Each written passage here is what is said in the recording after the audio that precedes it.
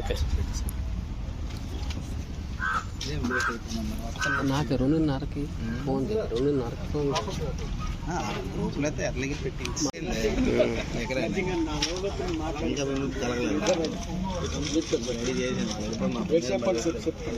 మీకంటూ వంటది ఐటమ్ దానికి కంపల్సరీగా మీదే 12వ తేదీని మన మిలేబుట్టి ఎస్ఐ రమేష్ గారికి వాళ్ళ ఇన్ఫార్మేట్స్ ద్వారా వచ్చిన సమాచారం మేరకు పట్టుపురం జంక్షన్ దగ్గర ఇట్లా దొంగ నోట్లు పంపిణీ చేస్తున్నారనే సమాచారం మేరకు ఆయన అక్కడికి వెళ్ళి అక్కడ అనుమానంగా ఉన్న తమ్మిరెడ్డి రవి ఈ సంతలక్ష్మీపురం గ్రామానికి సంబంధించిన వ్యక్తిని అరెస్ట్ చేసి ఆయన దగ్గర నుంచి ఒక 50,000 రూపాయలు స్వాధీనం చేసుకున్నారు. దొంగ నోట్లు దొంగ కరెన్సీ. ఆయన ఇచ్చిన సమాచారం మేరకు మరో 5 మందిని కుసిరెడ్డి దూర్వాసులు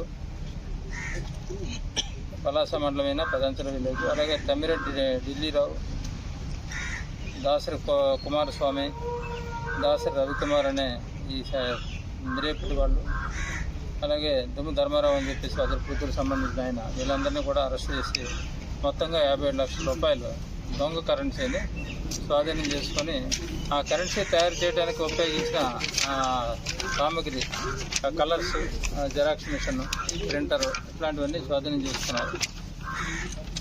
యాక్చువల్గా వీళ్ళు ఎందుకు తయారు చేస్తున్నారంటే వీళ్ళు ఒక టీమ్గా ఏర్పడతారు. వీళ్ళు 6 మంది 7 మందితో ఒక టీం ఉంటుంది. ఈ టీం ఏం చేస్తారంటే వేరే వాళ్ళతో కాంటాక్ట్ అవుతుంటారు. అంటే ఒరిజినల్ కరెన్సీ తక్కువ మొత్తంలో తీసుకొని దొంగ కరెన్సీ ఎక్కువ మొత్తంలో వాళ్ళకి ఇస్తే ఆ డబ్బు ఒరిజినల్ కరెన్సీ వీళ్ళు ఉంచుకుంటారు. దొంగ కరెన్సీ వాళ్ళకి ఇవ్వగానే వాళ్ళు డిస్ట్రిబ్యూట్ చేసుకొని చేస్తూ ఉంటారు.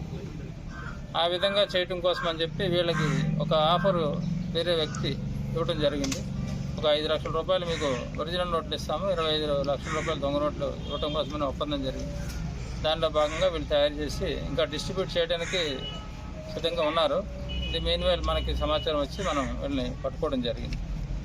వీళ్ళ మీద గతంలో కూడా ఇట్లాంటి కేసులు, అంటే ఇట్లాంటి ఇన్సిడెంట్స్లో ఇన్వాల్వ్ అయి ఉన్నారు కానీ బట్ కేసులు అయితే ఎక్కడ నమోదు కాలేదు మనకు తెలిసినంత వరకు.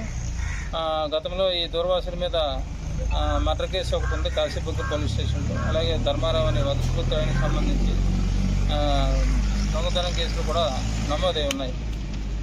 సో వీళ్ళని అంతా అరెస్ట్ చేసి కోర్టులో పెడతారు.